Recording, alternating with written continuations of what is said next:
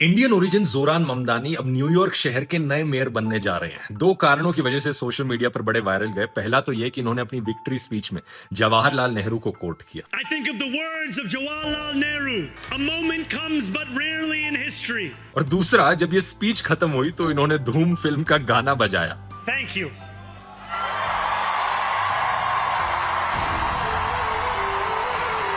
लेकिन ये दोनों ही बातें इनसिग्निफिकेंट हैं, क्योंकि असली कहानी जो यहाँ पर है वो सही मायनों में हिस्टोरिक है। आज से 10 महीने पहले जब इन्होंने अपनी इलेक्शन कैंपेनिंग की शुरुआत करी थी, अलग अलग पोलिंग एजेंसीज इन्हें 1% वोट शेयर पर बता रही थी। जितने कैंडिडेट्स ये इलेक्शन लड़ रहे थे, इनकी रैंक 9th बताई जा रही थी, यानी कि जीतने का नेक्स्ट टू इम्पॉसिबल चांस। ऊपर से किसी बड़े बिलियनर ने, बड़े अरबपति ने इनकी फंडिंग नहीं करी थी, उससे और भी मुश्किल हो जाता है अमेरिका जैसे कंट्री में इलेक्शन लड़ना। आज से 1 साल पहले का ये वीडियो देखो, जब ये कैंपेनिंग के लिए निकले, कोई इन्हें पहचानता तक नहीं था, लोग इनसे बात तक नहीं कर रहे थे माइक पर। How's it going, guys? You have 60 seconds to talk to us about the election. How you guys doing? Do you guys want to talk about the election for a minute? How you doing, boss?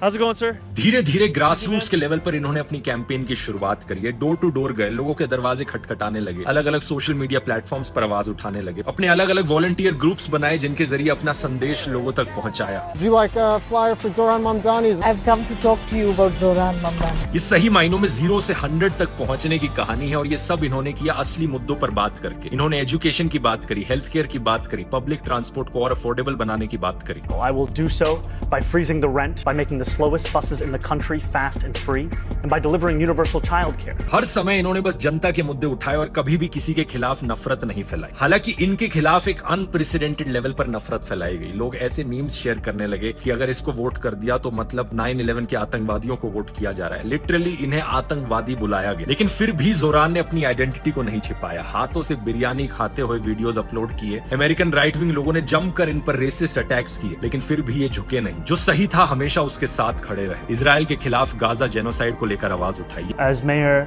New York City would arrest Benjamin Netanyahu. This is a city that our values are in line with international law. It's time that our actions are also.